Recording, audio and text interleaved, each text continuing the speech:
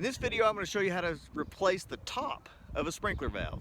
Kelly Staggs here, American Irrigator, trying to make you a better irrigator.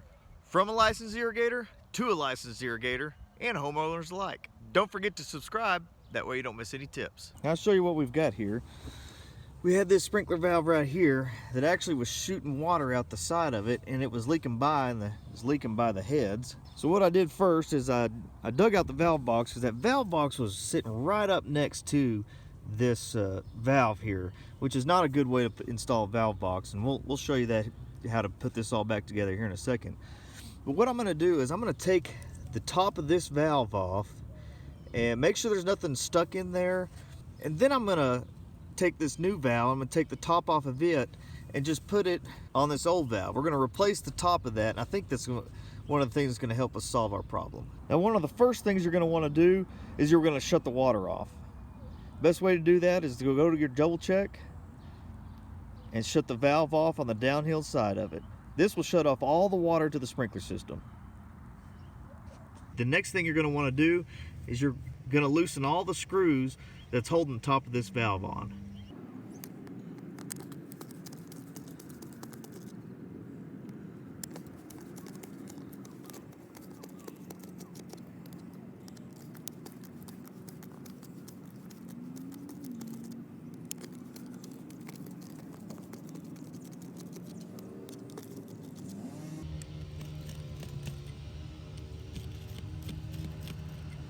Now we're going to take the top of this valve off and see if there's anything stuck in there.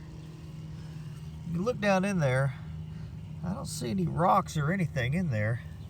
So then we're going to inspect this diaphragm. This part is the diaphragm, and well, I can tell you what the problem is right now. You see this part right here that I'm hitting with my finger? That is supposed to be right there. So this valve's been taken apart before, and whoever put it back together not put the diaphragm in the right spot. So we could probably turn this and see if it'll work, but I think I'm going to go ahead and replace this because this is probably messed up now anyway. So when you put these back together, you want to make sure you put them back together right. But we're going to replace it anyway. Now I'm going to take these screws out of this top here, because I'm going to actually reuse these older screws, because this is an older model of this valve. And this newer valve, the screws are longer, and I'll show you those in this next step, because the next thing you're going to do is you're going to take these off, take this top part off.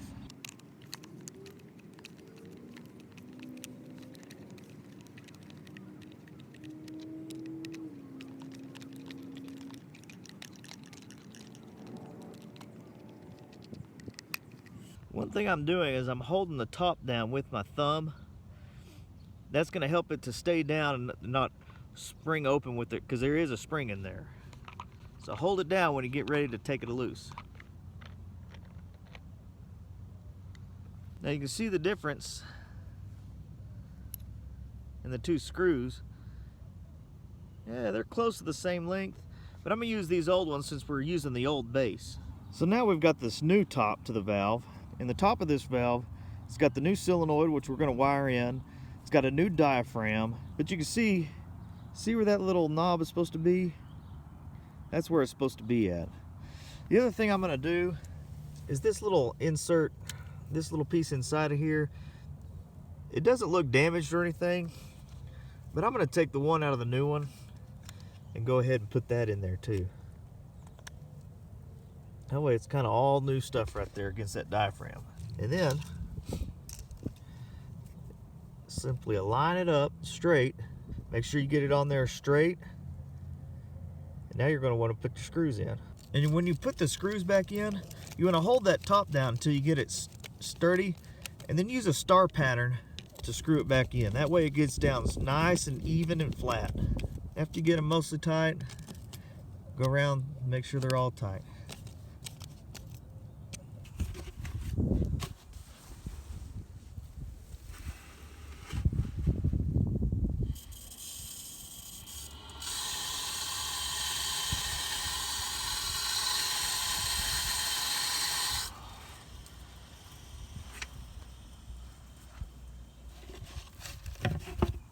So we got the water back on, and I don't see it squirting out the side or anything like that.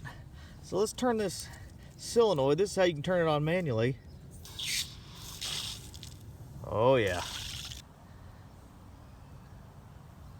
Definitely spraying good. Now let's make sure it turns off. Oh yeah, I heard it turn off. Oh yeah, we're good to go.